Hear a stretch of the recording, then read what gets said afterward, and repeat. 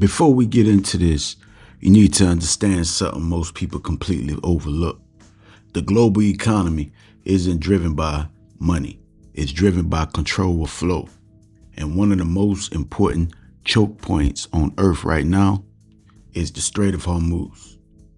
What you're about to see isn't just about oil, it's about how a single location can influence gas prices, inflation, stock markets, and even the value of your dollar. When disruptions happen here, it doesn't stay overseas. It hits your wallet directly through higher costs, tighter financial conditions, and shifts in global power. So don't just watch this as information. Watch it as insight into how wealth moves, who benefits, and how these events quietly shape your financial future. You're gonna keep complaining, you're gonna keep saying, millionaires should do this, billionaires should do this, but you playing by the same rules. Mapping out a straight, here go the bread right here. Say, Shazam next, what's out, family? I've been wanting to get over that too. I'm gonna tell you something, man.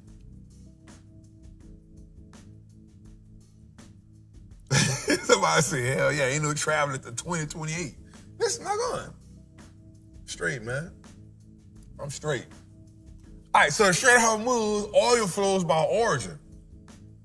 So Saudi Arabia, 5.6. Iraq, 3.3. UAE, 2.1. That's the origin. Now the destination, China. Indian, the Asian and Oceania? India, South Korea, Japan. Here's a crazy part, and I think we talked about this the other day. Like, it's crazy that America don't even use it that much. Point four, we don't even use it that much. It don't affect America. The oil flow don't affect us like that, but the repercussions of higher oil does. Does that make sense? So we don't use it like everybody else uses it. But when oil gets high, it hurts us more than anybody.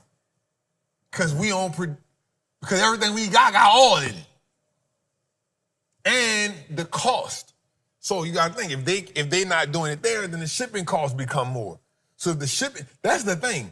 Not only does the price of oil go up, but if you shutting people down, then now they gotta go longer ways. That shipping cost now comes on us. So that's how we be getting smacked. We don't even use it that way. It's not even much a thing for us. It's a thing for everyone. It's a thing for China. It's a thing for Russia.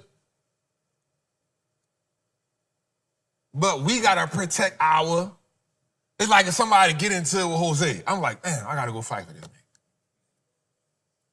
You know what I'm saying? Like Joy give it to somebody. I'm out there like, all right, man, we doing it. I'm gonna ask you later, like, why you did that, bro? You know what I'm saying? Like, damn. But we gotta go in because we ain't all us do business together. I started it, but it's affecting y'all. Y'all are like, you ain't eating them. They're like, bro, what y'all doing? America like, we doing this for y'all. No, you not. You messing my money up, cuz. I just shut the airport down for 3 weeks. You tripping. Anyway, let's go a little further, man. Let's go a little further. When all flirts with 200, I don't think we're going to get to 200, though, bro. I'm not going to lie. I think 120 was the high. We at 120 right now? It came down. Look at it. What WTC at?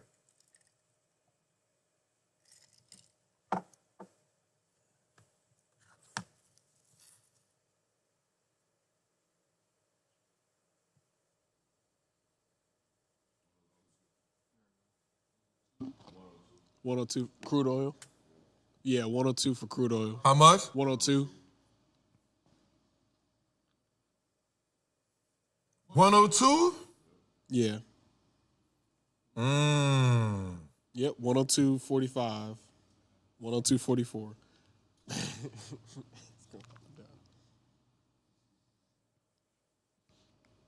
If we hit $200 a barrel, what would that do though? If we did, Woo! oh, that bad? Oh, what would gas prices be? Because premium is already Gas prices? 4.7. I had to pick 4.7. I said, ooh. Gas prices? I mean, Would it go to like worse than double. 9.6? Yeah, it's gonna be worse than double. Ooh. If we do $200 a barrel, we're probably looking at $8, $9 a gallon. What you think, George? That's regular. No. Let's be clear here. We talking about $8, $9, and that's not California. Right. California. No. Right. California probably be at like 12. Yeah. Yeah, we talking regular. Yeah, Cali already at 7. Ah!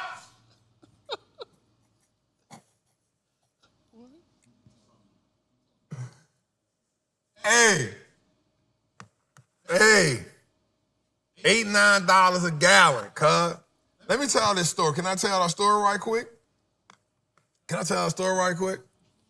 So I remember when Katrina happened. No, not Katrina, I'm sorry. What that hurricane was by your mama house one time? I forgot this hurricane, bro. That was my first time experiencing a hurricane since I came home from prison. This was probably 08. I don't know what it was.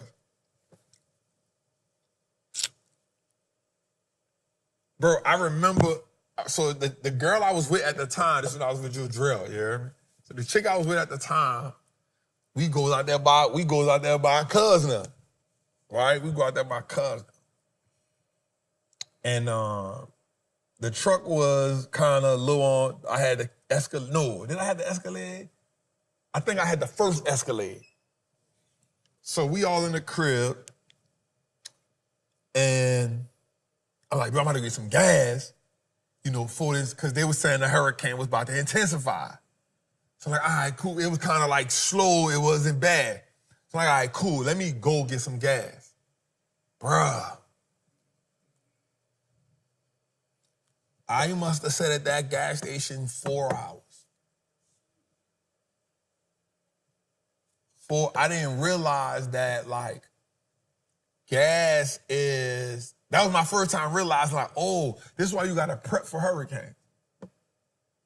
Because everybody goes in worst case scenario mode. And nobody prepares for the thing until the thing is here. I was like, wow. This is a lot. And the gas was high. So here's my question. Why do you hike the gas during a hurricane? George, why do you hike the gas during a hurricane? Supply and demand. Supply and demand.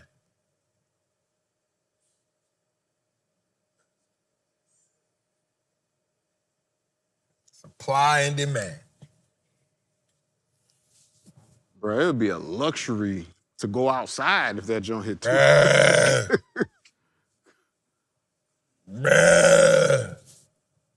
Where you at? In the house?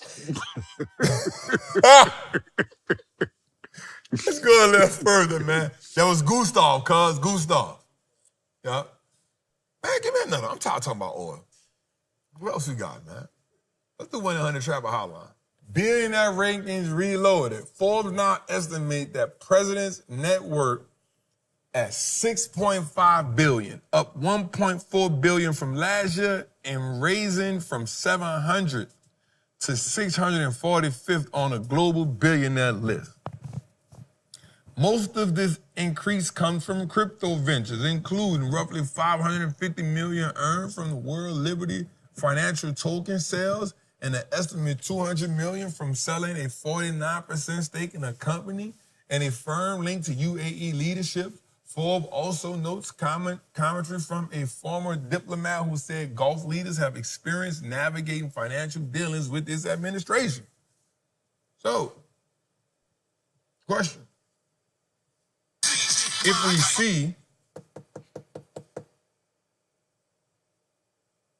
we see what's happening here, y'all. We see what's happening here. This ain't. So you got to ask yourself this question. You do have the opportunity to see somebody who's doing what? They putting themselves in office. They building wealth while they in office. You ain't never seen no other president make this much money while they was in office.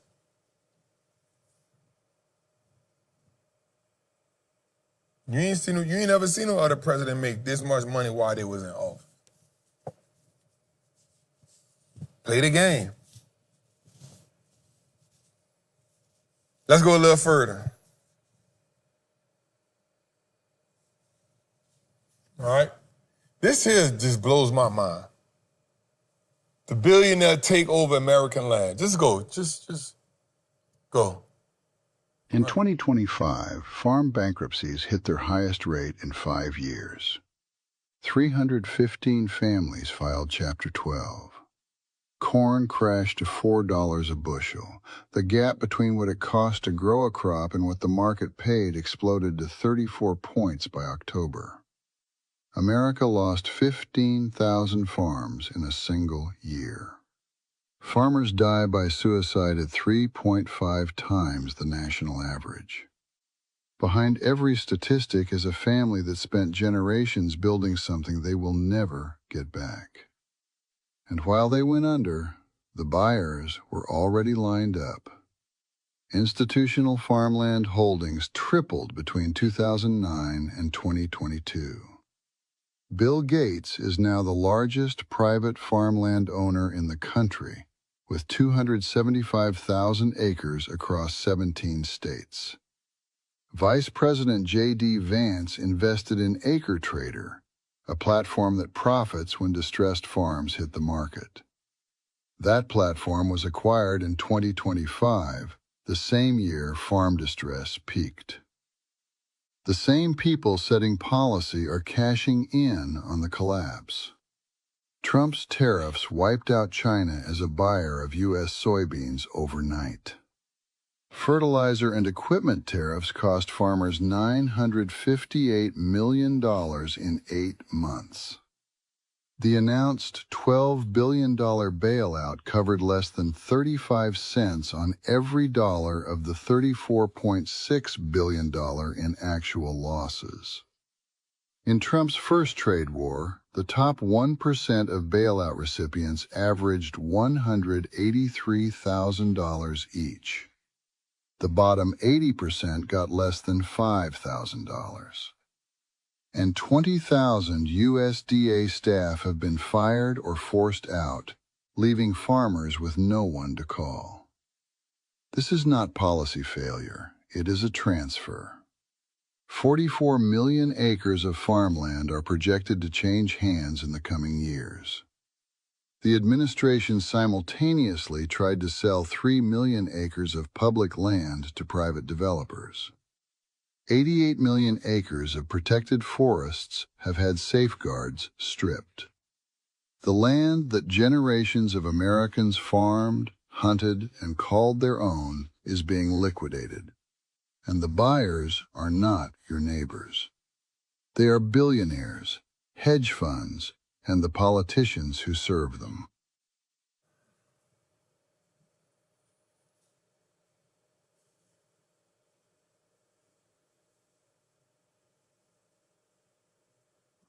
Rigged game. Rigged game. Even the rigged game is fun to play, bro. CBS found Donald Trump paid just Let it run. CBS found Donald Trump paid just $277 in property taxes on 195 acres at his Bedminster property. He qualified parts of his golf course as farmland, showing goats, hay, and wood cutting. Steve Forbes, the chairman of Forbes magazine, paid just $2,005 on his 450 acres in New Jersey. He classified his estate as a farm, using cows. In New Jersey, minimal farm activity unlocks property tax cuts of up to 98% on luxury land.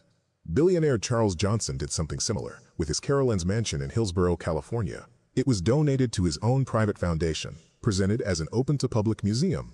Reporters found it open only around 2 hours a week. This helped him save over $38 million in taxes over 5 years. Same estates, different label. The top 1% master classification.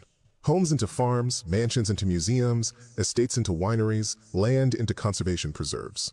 You understand the system, you win the game. Now we giving game.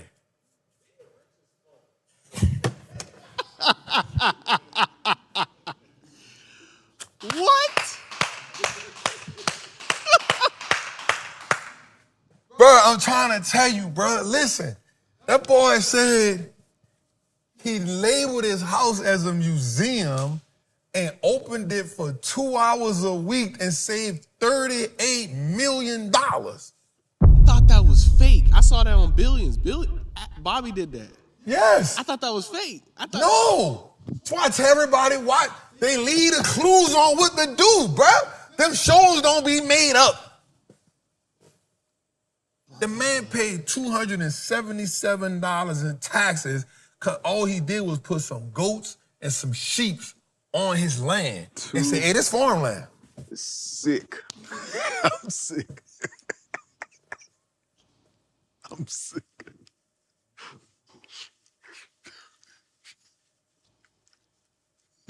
He said these some goats. Y'all see some goats at the Freedom Center, you know what we do. Where you think Rick Ross get the idea from? Mm-hmm. I told Ross that. I said, bro, put some cows on this bit. I said, he said, what? I said, put some cows. He'll tell you. He'll tell you. When y'all pull up at the Freedom Center with the hay out front, He'll tell you. in the fence. He'll tell you. I said, hey, put some cows on this bit, bro. That's a tax break. He went and did his homework. Guess what that boy came back with? That boy, and he went far. He put a buffalo on that bit. That's why he did it, bro. So watch this, though. So here's what people saying. Bro, they beating the game down. No, they not. They playing by the rules. Yep. Our biggest problem is we don't know the rules.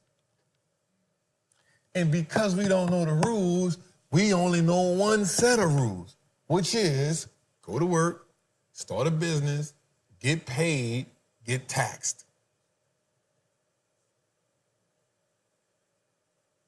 And watch this, politicians play on the fact that you don't know the rules. Mm-hmm. So then what politicians do to you is say, hey, they not paying their fair share of taxes and you are.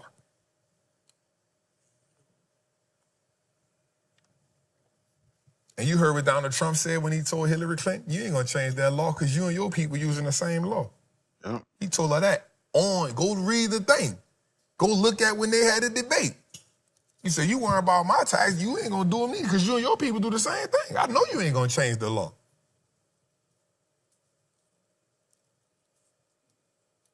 He told her that in the front of everybody. You worry about that for me, yeah, but you do it, how much you pay? Bruh, from the farm to that joint, I'm like, okay. All right. What's the upper middle class? You're not gonna change the rules. You're gonna keep complaining. You're gonna keep saying, millionaires should do this, billionaires should do this, but you playing by the same rules. Mm-hmm.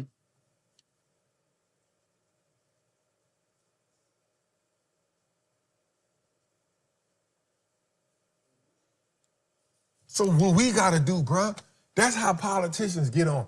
That's how, I'm gonna be real. I don't care about, who you vote for, but just know the taxes that they use. One of the tactics, watch this. Oh, this is about to be so good. One of the tactics that one group gonna always use is the tax tactic. And the reason they're gonna use the tax tactic is because they know for a fact that we don't know the tax game. And it's not an easy game to learn. There's things you can do, but you gotta have people to set it up for you. How do you think, bro? No, yep, this is a big old house. This is a museum. Yep, museum, maximum 2 hours. Maximum 2 hours a week. That means 15 minutes here, stop closed. And watch this. I don't care if nobody ever come. I did what I was supposed to do. All I did was open it. Made a small ad to let people know the museum is open. Just a little small one. Fine print. Nobody probably even know that's a museum.